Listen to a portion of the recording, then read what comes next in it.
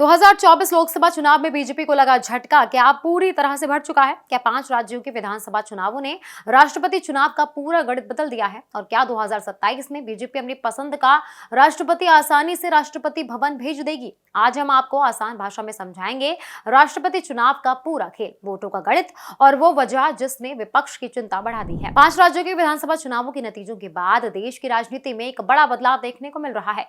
खासकर पश्चिम बंगाल में बीजेपी की शानदार जीत ने 2027 के राष्ट्रपति चुनाव का पूरा समीकरण बदल दिया है। अब सवाल उठ रहा है कि क्या बीजेपी और एनडीए के लिए राष्ट्रपति चुनाव जीतना लगभग तय हो गया है? सबसे पहले समझते हैं राष्ट्रपति चुनाव होता कैसे है। भारत में राष्ट्रपति को जनता सीधे वोट देकर नहीं चुनती। राष्ट्रपति का चुनाव एक खास निर्वाचन मंडल यानी इलेक्टोरल कॉलेज करता है। इसमें लोकसभा और राज्यसभा के चुने हुए सांसद और सभी राज्यों के चुने हुए विधायक शामिल होते हैं। यहाँ एक खास बात यह है कि हर वोट की कीमत बराबर नहीं होती। सांसदों के वोट की एक तय वैल्यू होती है, जबकि हर राज्य के विधायक के वोट की कीमत उस राज्य की आबादी और विधानसभा सीटों के हिसाब से तय होती है।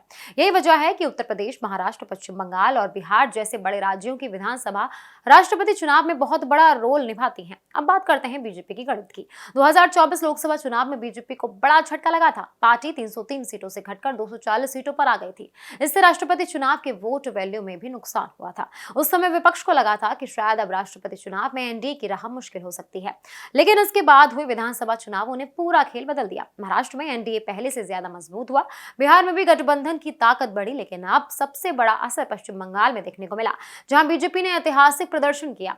इन तीनों राज्यों की विधानसभा का वोट वैल्यू राष्ट्रपति चुनाव में काफी ज्यादा माना जाता है, इसीलिए यहाँ मिली बढ़त ने बीजेपी को बड़ा फायदा पहुंचाया है। अगर संसद की बात करें तो एनडीए के पास लोकसभा में करीबन 293 सांसदों का समर्थन है।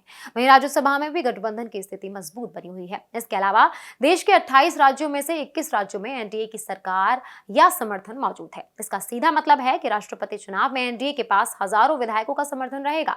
सबसे अहम बात उत्तर प्रदेश है। यहाँ एक विधायक के वोट की वैल्यू सबसे ज्यादा मानी जाती है और राज्य में बीजेपी की सरकार मजबूत स्थिति में है। यानी अगर मौजूदा आंकड़े को देखें तो एनडीए के पास राष्ट्रपति चुनाव जीतने के लिए जरूरी 50% से ज्यादा वोट आसानी से पहुंचते हुए दिखाई दे रहे हैं। हालांकि राजनीति में कुछ भी पूरी तरह तय नहीं माना जाता। कई बार क्रॉस वोटिंग, गठबंधन में नाराजगी या आखिरी समय के राजनीतिक बदलाव तस्वीर को बदल सकते हैं, लेकिन अभी के हालातों को देखते हुए बीजेपी और एनडीए की स्थिति काफी मजबूत मानी जा रही है।